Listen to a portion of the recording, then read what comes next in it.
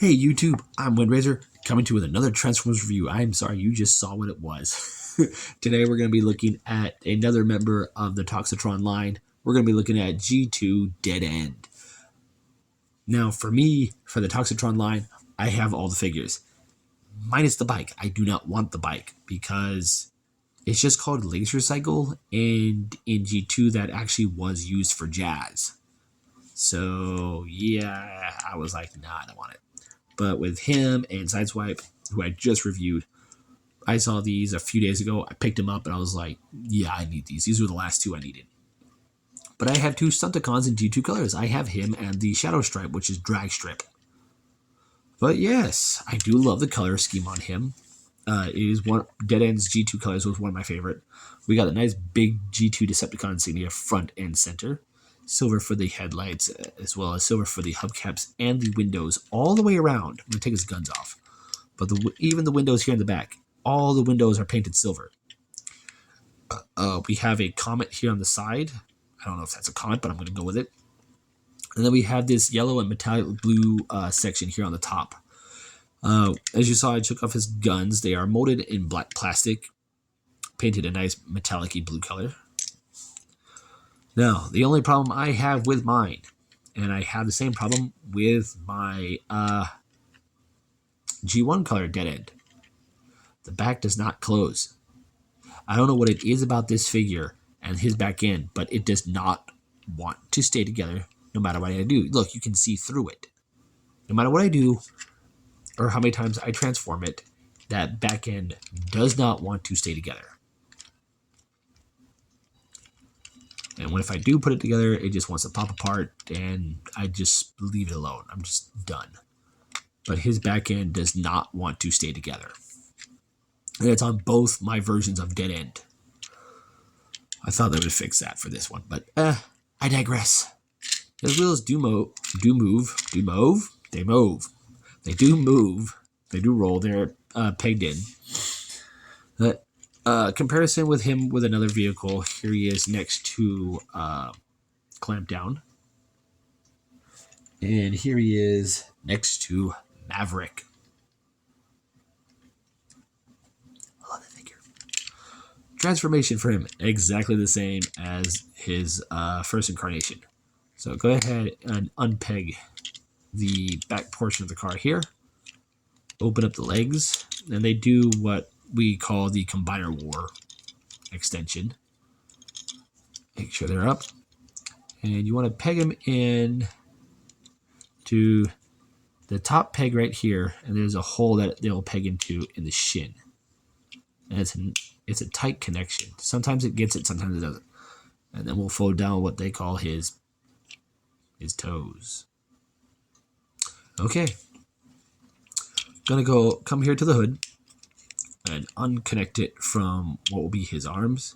Swing it down. There's those two slots right there, that two little pegs right here on either side that will peg in, like so. Go ahead and come to the arms, swing them out, unhook them. Fold this, the front windshield and the hood backwards so you can get under here and grab his head. Flip it up. Bring the arms down, and then we'll peg into the shoulder section. Close the hood up. Take this wheel, flip it up. And the door only goes one way, rotates one direction, and that's this way. Because there's a little nubbin here on a part right, a little black nub right there. Right there. That the door will stop at. So you can only go that direction. And you'll do that on both sides. And we have Dead End in his robot mode. And like I said before, I love this. I love Dead End. Now, as of this recording, I know that there is a replayable set out for him, as well as the G2 Sideswipe and Detritus. So, as well as G2, the G2 Mirage, and it has a insignia on it that's from another Transformers YouTube reviewer who I cannot Patriot Reviews. So he helped design another replicable set for G2 Mirage. So Patriot Reviews is on a replicable set. If you haven't seen his reviews, I suggest you go check them out. They're really good. But yeah, back to mine. But yeah, very nice. I do love the metallic blue now that we have here in the legs, some areas of the chest, the arms, as well as the head. We have 2 shades of yellow. I think the mouth plate needs another needs another coat of paint because it's like really faded. It's like the color that it's painted on is bleeding through, so it needs another coat of paint. Posability on him: the head is on a swivel. No ball joint though. The arms can do a full 360. There is in and out. There is a bicep swivel. Nothing at the wrists, though they could have put a swivel joint. Waist rotation. Legs are weird for going forward for some reason on mine. I don't know. Can go forward can go forward that far, but when I swing them out any further,